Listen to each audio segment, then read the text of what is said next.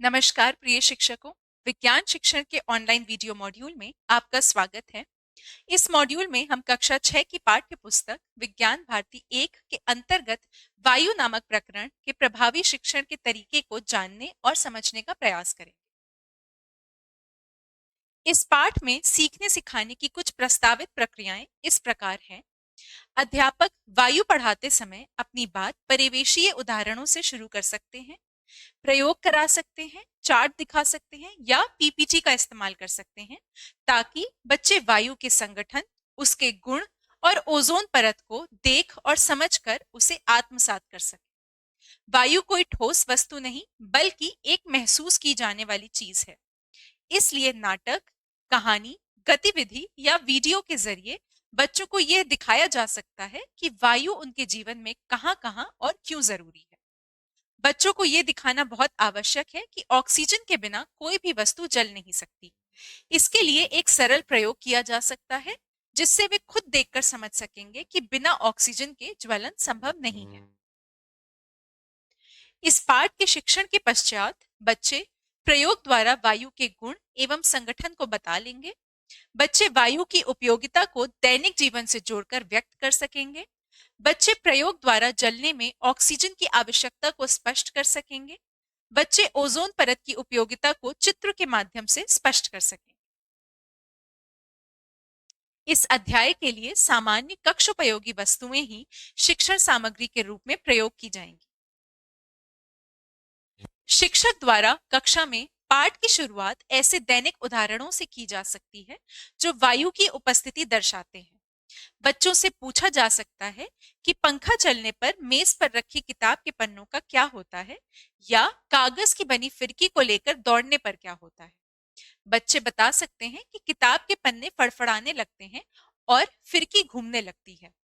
इसके माध्यम से यह समझाया जा सकता है कि पन्नों का फड़फड़ाना या फिरकी का घूमना वायु की उपस्थिति को प्रमाणित करता है। अगले उदाहरण से इसे जोड़कर यह बताया जा सकता है कि तेज हवा के झोंकों से खिड़कियां जोर से बंद हो जाती हैं। यहाँ अध्यापक बच्चों को समझा सकते हैं कि ये सारी घटनाएं हमारे चारों ओर वायु की उपस्थिति के कारण होती हैं। शिक्षक विद्यार्थियों से और उदाहरण देने के लिए भी कह सकते हैं जहां उन्होंने हवा को महसूस किया। अब वायु की बुनियादी विशेषताएं निम्नलिखित गतिविधियों द्वारा स्पष्ट की जा सकती हैं। पहली विशेषता है, वायु रंगहीन, गंधहीन एवं स्वादहीन होती है। इसका मतलब है कि हवा ना ही हमें दिखाई देती है, ना उसकी कोई गंध होती है, ना ही कोई स्वाद। शिक्षक बच्चों से पूछ सकते हैं कि क्या इस कमरे की हवा आपको दिख रही है या उसका कोई स्वाद आ रहा है। यह प्रश्न उनका ध्यान इस ओर ले जाएगा कि हवा खुद का कोई रंग, गंध या स्वाद नहीं। दूसरी विशेषता है कि वायु स्थान घेरती है। इसे एक आसान प्रयोग से कक्षा में दिखाया जा सकता है, जिसमें एक खाली गुब्बारा लेकर उसमें फूंक मारकर हवा भरी जा सकती है। ये आप खुद भी कर सकते हैं या बच्चों से भी करवा सकते हैं। इस प्रक्रिया के दौरान शिक्षक बच्चों को ये बता सकते हैं कि गुब्बारे के अंदर की हवा स्थान घेरती है, जिससे वो फैल जाता है। अगली विशेषता है कि वायु में भार होता है। अक्सर बच्चों को लगता है कि हवा कुछ नहीं है। वायु के भार को प्रदर्शित करने के लिए अध्यापक इस चित्र के अनुसार बच्चों को दो गुब्बारे दिखा सकते हैं, एक जिसमें हवा भरी हो और एक जो खाली हो। इससे ये दर्शाया जा सकता है कि जिस गुब्बारे में हवा है वो भारी होगा और खाली गुब्बारा हल्का होगा, यानी वायु भार देती है।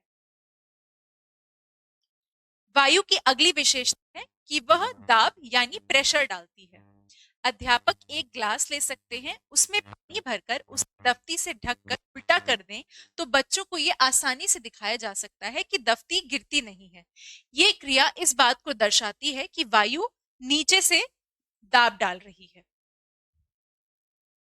अब गुण जानने के बाद शिक्षक बता सकते हैं कि वायु किससे बनी होती है। कई विद्यार्थी सोचते हैं कि हवा केवल ऑक्सीजन या कोई एक ही चीज है, लेकिन अध्यापक इसे स्पष्ट कर सकते हैं कि वायु वास्तव में कई गैसों का मिश्रण है। अगर मात्रा की दृष्टि से देखें तो वायु में लगभग 78% नाइट्रोजन, 21% ऑक्सीजन होती है और शेष थोड़े भाग में कार्बन डाइऑक्साइड तथा अन्य गैसें शामिल हैं। शिक्षक बोर्ड पर एक पाई चार्ट बनाकर इस प्रतिशत को दर्शा सकते हैं। बच्चों को यह भी बताया जा सकता है कि वायु में धूल के कण और जल वाष्प भी होते हैं। अलग अलग स्थानों पर और मौसम के अनुसार हवा में नमी और धूल की मात्रा बदलती रहती है, यानी जैसे समुद्री इलाकों में हवा अधिक नम होती है। अब वायु में मौजूद ऑक्सीजन की उपयोगिता और उसकी आवश्यकता बच्चों को समझाई जा सकती है। शिक्षक बच्चों को बता सकते हैं कि हर जीवधारी सांस लेने के लिए वायु का उपयोग करता है। जब हम वायु को नासिका से अंदर लेते हैं तो उसमें मौजूद ऑक्सीजन हमारे शरीर की कोशिकाओं में जाती है और वहां मौजूद कार्बन डाइऑक्साइड को बाहर निकालती है। इस प्रक्रिया को श्वसन कहते हैं। अगर हम इस किसी बंद कमरे में हों और ऑक्सीजन की मात्रा कम हो जाए तो हमारा दम घुटने लगता है। इसका मतलब साफ है कि जीवित रहने के लिए ऑक्सीजन अनिवार्य है। अब शिक्षक बच्चों को सोचने के लिए कह सकते हैं कि जब पर्वतारोही बहुत ऊंचाई पर चढ़ते हैं या गोताखोर समुद्र की गहराई में जाते हैं तो वे अपने साथ ऑक्सीजन सिलेंडर क्यों ले जाते हैं। फिर बच्चों को सही उत्तर बताकर ये समझा सकते हैं कि क्योंकि पर्वत की ऊंचाई पर और समुद्र की गहराई में वायु का दाब कम होता है, जिससे उसका घनत्व और वहां मौजूद ऑक्सीजन की मात्रा भी घट जाती है। ऐसे में सांस लेने में मुश्किल हो सकती है, इसलिए ऑक्सीजन सिलेंडर का होना अनिवार्य हो जाता है। यही कारण है कि अस्पतालों में जब किसी रोगी को सांस लेने में तकलीफ होती है तो उसे कृत्रिम श्वसन के लिए ऑक्सीजन दी जाती है। अब शिक्षक दैनिक जीवन में वायु के महत्व पर चर्चा कर सकते हैं। विद्यार्थियों को सोचने के लिए प्रेरित किया जा सकता है वायु क्यों उपयोगी है या हम वायु का उपयोग कहाँ कहाँ करते हैं। अध्यापक पूछ सकते हैं कि क्या आप कोई ऐसा तरीका बता सकते हैं जिसमें हम रोजमर्रा में वायु का उपयोग करते हैं। बच्चों को उत्तर देने के लिए कुछ समय दें, फिर उनके उत्तरों से जोड़ते हुए निम्न उदाहरणों पर विस्तार से चर्चा करें। परिवहन में वायु यानी साइकिल, कार आदि वाहनों के टायर में हवा भरी जाती है। टायरों में भरी हवा वाहन का भार संभालती है और चलना आसान बनाती है। यदि टायर में हवा ना हो तो गाड़ी ठीक से नहीं चल पाती। फिर सुखाने में वायु का गीले करने में हवा मदद करती है। हवा कपड़ों की नमी जल्दी उड़ जाती है और शीघ्र सूख जाते हैं। उड़ान में वायु का महत्व, वायु चीजों को गतिमान करने में सहायक है। उदाहरण के लिए पाल वाली नाव हवा के सहारे पानी पर चलती है। ग्लाइडर और पैराशूट वायु की मदद से हवा में टिके रहते हैं और पतंग भी वायु के कारण ही आसमान में उड़ती है। वनस्पति जगत में भी वायु का अत्यंत महत्व है। प्रकृति में पौधों के प्रजनन में वायु की भूमिका है। वायु फूलों में परागण करने में सहायता करती है।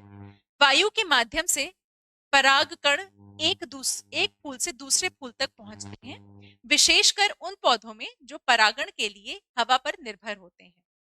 इसी तरह बीजों का प्रसार भी वायु के द्वारा ही होता है।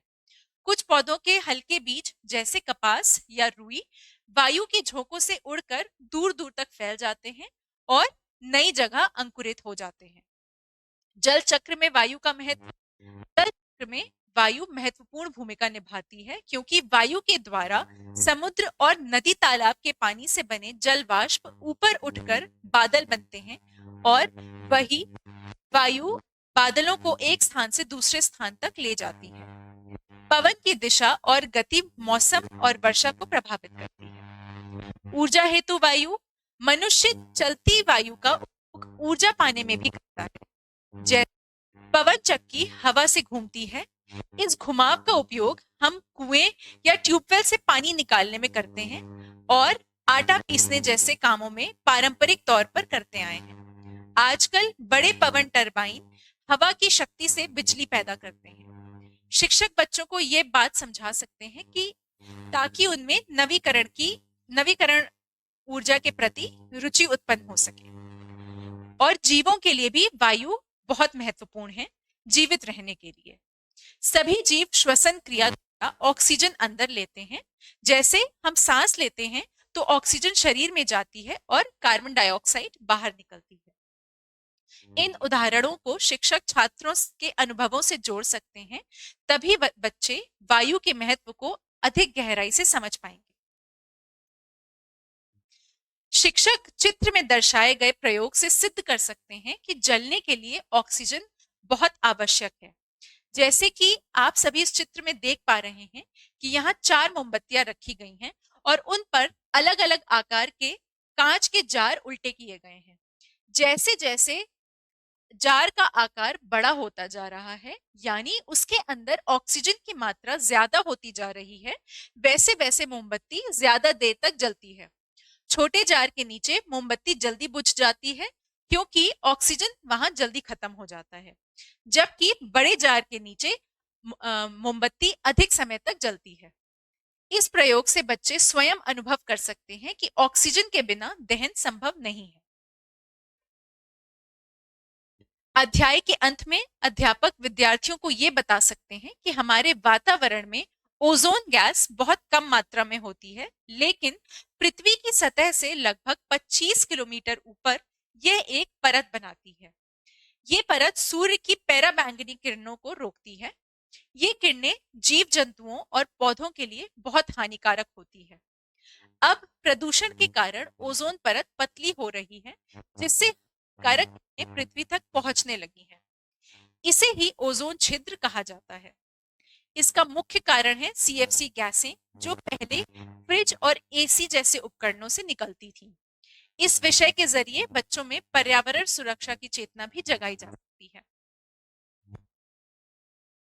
अब बच्चों की समझ जांचने के लिए कुछ अभ्यास प्रश्न पूछे जा सकते हैं।